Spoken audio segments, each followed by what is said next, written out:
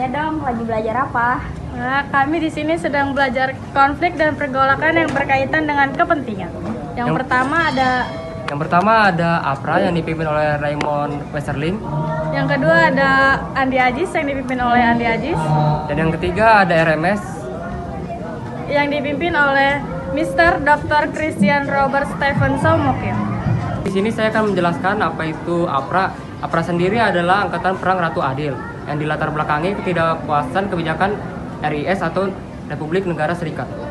Tujuan APRA sendiri adalah untuk mempertahankan federal di Indonesia dan mempunyai tentara sendiri di Republik Indonesia Serikat. Kemudian ada aksi APRA yang dilakukan pada tanggal 23 Januari 1950. Westerling melakukan ultimatum kepada pemerintahan RIS. Ultimatum tersebut direspon oleh Perdana Menteri Hatta dan segera melakukan penangkapan kepada Westerling.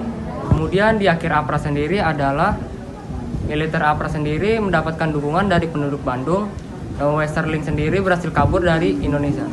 Saya akan melanjutkan materi yang kedua, yaitu Andi Ajis. Andi Ajis ialah bekas perwira KNIL yang bergabung ke APRIS, penggerak pasukan yang menyerang markas TNI dan menawan sejumlah perwira TNI. Setelah menguasai Makassar, ia menyatakan bahwa NIT atau Negara Indonesia Timur harus dipertahankan. Ia menuntut agar anggota APRIS bekas KNIL harus bertanggung jawab atas keamanan di wilayah Indonesia Timur. Latar belakang Andi Ajis yaitu adanya tuntutan agar pasukan bekas anggota KNIL yang bertanggung jawab atas keamanan di wilayah Indonesia Timur. Penentangan atas masuknya APRIS dari TNI. Tujuan dari Andi Ajis ialah mengincar kedudukan atau posisi puncak pemerintahan negara federasi di sektor militer bersama Soumokil sebagai tokoh politik dan Sukawati selaku presidennya. Peristiwa Andi Ajis yaitu pada tanggal 5 April 1950, pasukan Andi Ajis menyerang markas Tentara Nasional Indonesia atau TNI yang bertepatan di Makassar. Pasukan mereka pun berhasil menguasainya. Bahkan, Letkol Mokoginta pun berhasil ditawan olehnya. Dan peristiwa yang kedua yaitu pada tanggal 21 April 1950, Sukawati yang menjabat sebagai wakil negara NIT mengumumkan bahwa negara NIT bersedia untuk bergabung dengan NKRI atau Negara Kesatuan Republik Indonesia. Akhir pemberontakan Andi Ajis setelah pemerintah mengeluarkan ultimatum agar Andi Ajis menyerahkan diri, mengirim KRI Hang Tuah ke Makassar untuk melawan pemberontakan, dan mengirim pasukan di bawah pimpinan Kolonel Alex Kawilarang. Pemerintah kemudian menangkap Andi Ajis setelah dia datang ke Jakarta. Latar belakang pemberontakan RMS adalah adanya konflik di antara dua kekuatan di negara Indonesia Timur atau NIT. Kemudian, pemberontakan RMS ini juga mendapatkan dukungan oleh pemerintah kolonial Belanda karena gagalnya dalam pengembalian kekuasaan imperialis atau kolonial di Indonesia yang telah merdeka. Jadi gitu Besmar, paham nggak? Paham. Kalian lagi belajar apa nih? Kita di sini lagi belajar konflik dan pergolakan yang berkaitan dengan kepentingan. Kalau kalian mau belajar apa nih? Kalau materi kita itu konflik dan pergolakan yang berkaitan dengan ideologi. Oh, jadi itu materinya. Jelasin dong. Kami di sini akan menjelaskan materi kami yang berjudul konflik dan pergolakan yang berkaitan dengan ideologi. Nah, pada tanggal 17 Agustus 1945 dikenal sebagai hari di mana Indonesia memproklamasikan kemerdekaannya.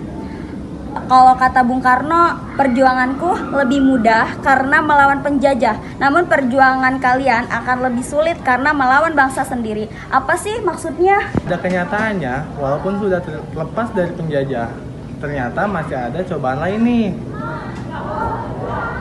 Salah satunya adalah konflik dan pergolakan yang berkaitan dengan ideologi. Konflik dan pergolakan yang terjadi setelah kemerdekaan Indonesia ini salah satunya berkaitan dengan ideologi. Apa aja sih peristiwa konflik dan pergolakan yang berkaitan dengan ideologi ini?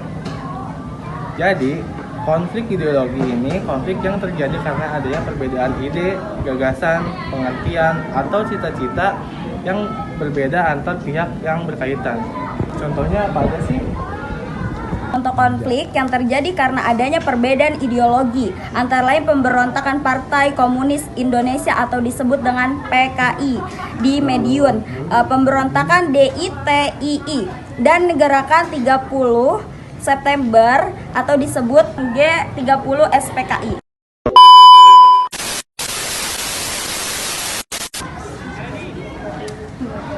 Kalian lagi ngapain sih? Kok kayaknya seru banget. Kita lagi belajar tentang konflik dan pergolakan yang berkaitan dengan pemerintahan. Oh, boleh nggak dijelasin? Boleh. Peristiwa konflik dan pergolakan yang berkaitan dengan sistem pemerintahan yang terjadi di Indonesia berkaitan dengan persoalan federal dan BFO atau Bijen Komsat Federal Overlay. Masalah yang berhubungan dengan negara federal mulai timbul ketika Indonesia menyepakati akan berbentuk negara serikat atau federal dalam perjanjian Linggarjati. Ada beberapa peristiwa pergolakan yang terjadi berkaitan dengan sistem pemerintahan. Yang pertama, ada pemberontakan PRRI dan Permesta. PRRI sendiri atau Pemerintah Revolusioner Republik Indonesia diproklamasikan pada tahun 1958 yang dipimpin oleh Perdana Menteri Syarifuddin Prawiranegara Simbolon dan Sumitro Jojo Hadikusumo. Latar belakang dari PRRI adalah adanya kekhawatiran yang cemas pada Soekarno dan PKI, hingga akhirnya PRRI bergabung dengan Permesta yang merupakan kaum pemberontak yang berasal dari Sulawesi. Untuk memulihkan PRRI atau Permesta, Presiden mengerahkan operasi militer bernama Operasi 17 Agustus yang di dalamnya terdapat Angkatan Darat, Udara, Angkatan Laut di Sumatera Tengah. Bijen Komsat for Federal Overlay atau Musyawarah Negara-Negara Bagian Federal adalah salah satu konflik yang terjadi pada masa pemerintahan RI setelah kemerdekaan. Faktor yang melatar belakangi konflik ini adalah kesiapan pemerintahan Republik Indonesia dalam mencapai kedaulatannya, sehingga rakyat Indonesia harus berhadapan dengan BFO dan Belanda.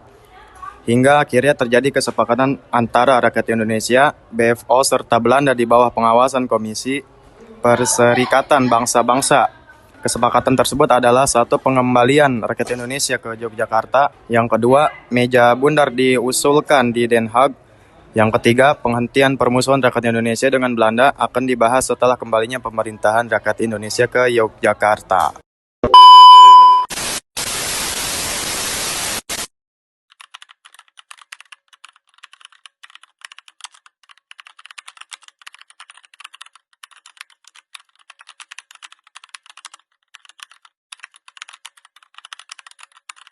Proklamasi.